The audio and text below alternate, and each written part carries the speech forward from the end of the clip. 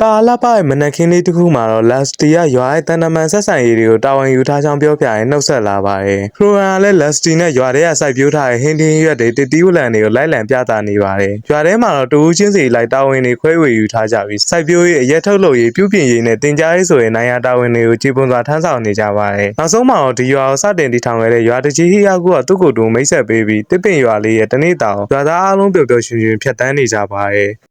ဒီစီစဉ်မှာတော့ဟီယာကူကအရင်ဘဝတာမန်လေသမားတယောက်အနေနဲ့အေးချမ်းချမ်းနေချင်ခဲ့တာပါ။ဖန်ဆင်းရှင်ဖះကဒုတိယဘဝပေးခဲ့တာကြောင့်သူကတခြားကမ္ဘာတစ်ခုကိုရောက်ရှိသွားခဲ့ပြီးအစပိုင်းမှာတယောက်တည်းပင်ပင်ပန်းပန်းစူးစမ်းခဲ့ရပါတယ်။နောက်ပိုင်းမှာတငယ်ချင်းတွေအဖော်ပေါင်းတွေရလာပြီးအခုလိုလူတီများရဲ့တစ်ပင်ရွာကိုစုပေါင်းတည်ထောင်ခဲ့တာဖြစ်ပါတယ်။စီစဉ်2အပိုင်း1ရဲ့အစမှာတော့ရွာကိုခုံလုံးတူတွေနောက်ထပ်အများကြီးရောက်လာမှာဖြစ်ပြီးတော့နေစရာအတွက်ရွာတစ်တီဖို့ဖြစ်လာခဲ့ပါတယ်။ဟီယာကူအပါဝင်ရွာသားအားလုံးကလည်းရွာတစ်တီဖို့အတွက်စိတ်လှုပ်ရှားနေကြပါတယ်။ပထမဆုံးအဆင့်အနေနဲ့ကြာရှည်ခံအစားအစာတွေကိုချွေတာပြီးတော့တိုးလေပုတ်လွယ်တဲ့အသီးရွက်တွေကစားတောက်ကြရမှာမို့အိမ်ကူတွေကအသီးရွက်ညက်ပေါင်းမုံတွေကမနှက်စာအဖြစ်စီစဉ်ထားကြပါတယ်ဟီယာကူကစားတော့ပြီးတော့ရွာစင်းဖွဲ့စီကိုလမ်းကြုံမနှက်စာသွားပို့နေပါတယ်။ရွာရုံကမှတော့စင်းကင်လာလုံနေကြတဲ့မြို့ပြအရာရှိမိန်းကလေးတွေနဲ့ငကားတူကြီးနှစ်ယောက်ကတော့စင်းနှင်များလုံးတဲ့အတွက်စိတ်ညစ်နေကြပါတယ်။အဲ့ဒီအချိန်မှာပဲဖရိုရန်ကနတ်ဆိုးပြည်ကနေစင်းကင်မာလေးတွေထပ်ခေါ်လာခဲ့ပါတယ်။အရင်စီစဉ်1မှာကလေးကရုံးလုတ်တင်နိုင်နေအောင်ဖရိုရန်ကတွားခေါ်ဖို့စီစဉ်နေတာလည်းဖြစ်ပါတယ်။အသေးရောက်လာတဲ့စင်းကင်မာလေးတွေကရွာရဲ့စင်းတွေအကြောင်းလိုက်စစ်ပြီးလှည့်ပတ်ကြည့်နေကြရင်းနဲ့ Inferno ရုခူရိုနဲ့ Demo Spider ဇာဘူရွန်တို့ကိုမြင်ပြီးတတိလစ်သွားကြပြန်ပါတယ်။ဒီလိုနဲ့ပဲဟီယာကူကမနှက်စာအတွက်အတီးရွက်ညက်ပေါင်းမုံတွေပေးထားခဲ့ပြီးရွာတစ်တီမဲ့အဖွဲ့စီကိုသွားနေတော့မှပဲကင်းပတ်တော်ဝင်ယူထားတဲ့နတ်သမီးတွေကရွာနီးချုပ်ဆက်ဝင်းကျင်မှာတန်တရားဖြစ်စရာတွေမတွေ့ကြောင်းလာရောက်သတင်းပို့ပါတယ်။အဲ့ဒီအချိန်မှာပဲနတ်တငယ်ကောင်းဆောင်ဟီယာကူကိုလာကြိုပြီးရွာအသက်တီမဲ့နေရာကိုခေါ်သွားပါတယ်။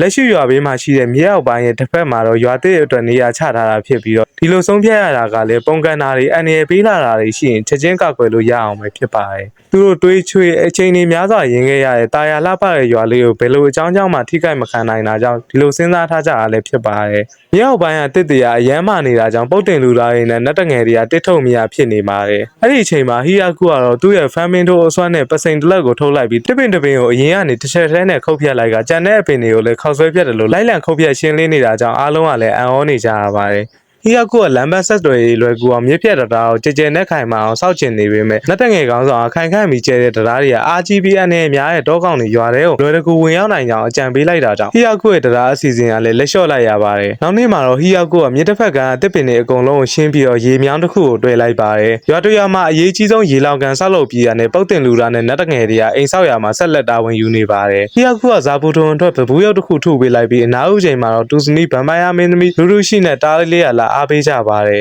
ဒီလိုနဲ့ပုတ်တင်လူသားတွေကအခြေခံတစ်ပေါင်တွေကိုရိုက်ပေးကြပြီးနတ်တငယ်တွေရဲ့မှော်ပညာနဲ့ရိုက်ပေးထားတဲ့ပေါင်တွေကိုတွဲစစ်လိုက်တဲ့အခါမှာတော့အိမ်တလုံးကိုမြန်မြန်နဲ့ပဲဆောက်လုပ်ပြီးသွားခဲ့ပါတယ်စီစီလုံးလုံးဆောက်လုပ်ကြတာကြောင့်ဟီယာကူဆောက်ချင်းတော့လို့အရန်မခက်ခဲတော့ပဲအိမ်တလေးကိုမြန်မြန်ဆောက်လုပ်နိုင်ခဲ့ပါတယ်လောကမှာပြီးပြည့်စုံတဲ့အရာတွေလို့မရှိလို့ဟီယာကူတို့ဆောက်လုပ်ရေးမှာလည်းအခက်အခဲတွေရှိကြပေမဲ့နားလည်မှုထားပြီးရှေ့ဆက်ဆောက်လုပ်ခဲ့ကြတာကြောင့်ရွာတဲ့အိမ်လေးတွေကလည်းမြန်မြန်ဆောက်လုပ်ပြီးသွားခဲ့ကြပါတယ်ဟီယာကူခဏနားနေတော့မှပဲငကားပြင်ဒိုရာကြီးကခေါ်ခိုင်းလိုက်တာကြောင့်နတ်သမီးတွေကလာခေါ်ကြပါတယ်ကိုရောက်သွားတဲ့အခါမှာတော့ဒိုရာကြီးကရုတ်တရက်ခေါ်လိုက်ရတာကြောင့်တောင်းပန်ကြောင်ပြောနေပါတယ်ဟီယာကူကကြိုအကြောင်းမကြားလို့ပြောနေပေမဲ့ဒိုရာကြီးကအကြောင်းကြားဖို့ဝိုင်းပန်တကောင်လွတ်လိုက်ပေမဲ့သူတို့ထက်နောက်ကျကျန်နေခဲ့တာဖြစ်ကြောင်းပြောပြပါတယ်ဒိုရာကြီးအစ်စ်ခေါ်လာတဲ့ခိုလုံသူတွေကတော့မီနိုတော်မျိုးနွယ်တွေဖြစ်ကြပြီးတကြီးဟီယာကူကတော့ဂိမ်းနဲ့လိုနွားကြီးတွေလိုထင်းနေပါတယ်အခုလက်တွေ့မီနိုတော်တွေကတော့တာမန်လူတွေလိုအရက်ရှိပြီးမမရဲ့မောင်လေးလိုဂျိုးနှချောင်းမဲ့အပူပါနေတာဖြစ်ပါတယ်မီနိုတော်ကောင်းဆောင်ကျော်တော်ကစတင်မိတ်ဆက်လိုက်ပြီးသူတို့မီနိုတော်တွေကအစားအသောက်နဲ့နေစရာအပူလိုအပ်တာကြောင့်နှင်ထုတ်ခံခဲ့ရပြီးဒိုရာကြီးနဲ့တွေ့ခဲ့တာကြောင့်ဒီကိုရောက်ရှိလာကြောင်းပြောပြနေပါ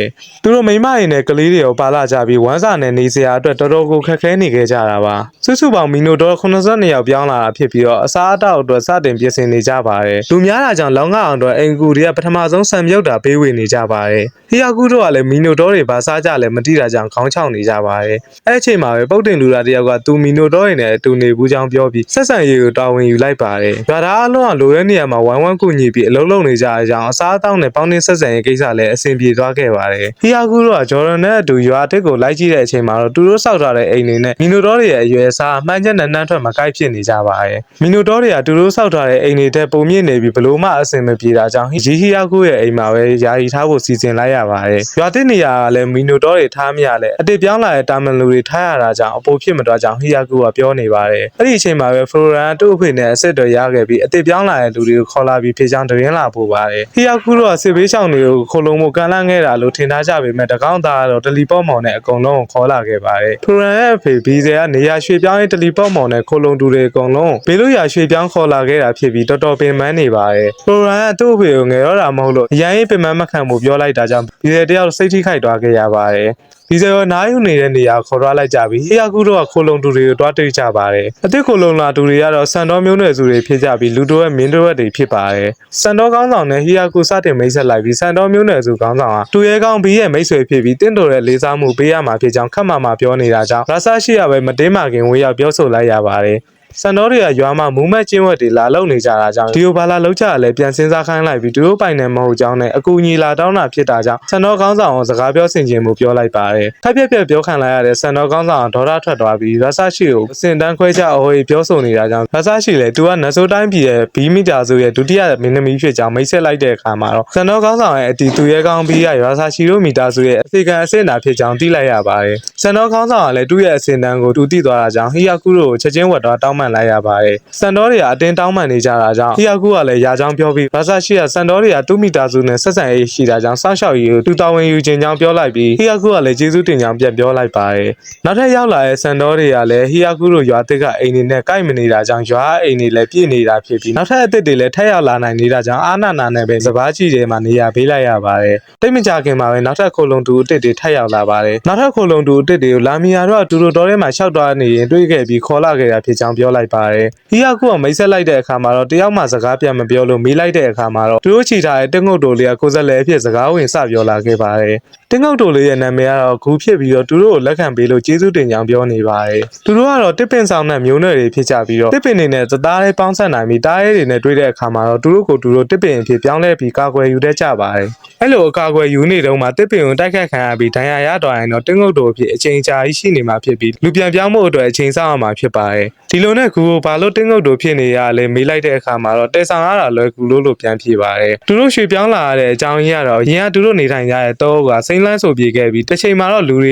ကတစ်ပင်အလုံးကျုံခုတ်လိုက်တာကြောင့်ရေကြီးမှုတွေဖြစ်ကနေထိုင်မရဖြစ်ပြီးပြောင်းရွှေ့လာရတာဖြစ်ကြောင်းနဲ့ကုံနယ်ရေးမိုက်ကယ်စီကနေဒီရွာအကြောင်းကြားခဲ့ရလို့တင်မင်းတမန်တော်ကိုဖျက်ပြီးရွာကိုရောက်လာကြောင်းပြောလိုက်ပါတယ်။ခက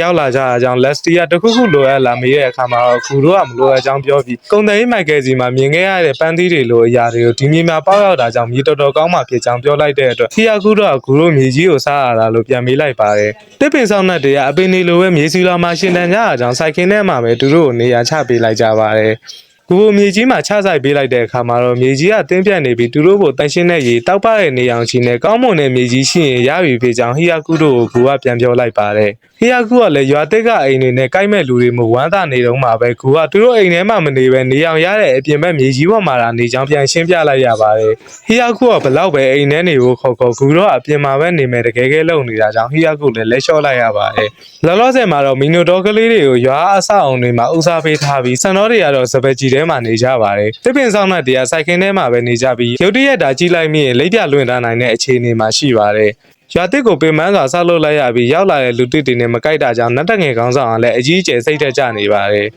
အဲ့အချိန်မှာပဲဟီယာကူတို့ကအစားအသောက်နဲ့အဝတ်စားတွေပြင်ဆင်နေကြပြီးအိမ်အစ်ကြီးကြီးတွေစောင့်မယ်ပြောတာကြောင့်နတ်တငယ်တွေလည်းပြန်လဲအားတက်သွားကြပါတယ်။မီနိုတော်82ယောက်နဲ့စံတော်104ယောက်တို့အတွက်အိမ်အစ်တွေစောက်ရမှာဖြစ်ကြောင်းပြောဆိုနေရင်းနဲ့ဖမင်းလိုက်ရဲ့နာတာဘောစီစဉ်2အပိုင်း1ကတော့ဒီမှာပဲအဆုံးသတ်ထားပါတယ်။ကြည့်ရှုခဲ့ကြတဲ့တူတယောက်ချင်းစီတိုင်းကိုကျေးဇူးတင်ပါတယ်ကျွန်တော်ခန့်ပါ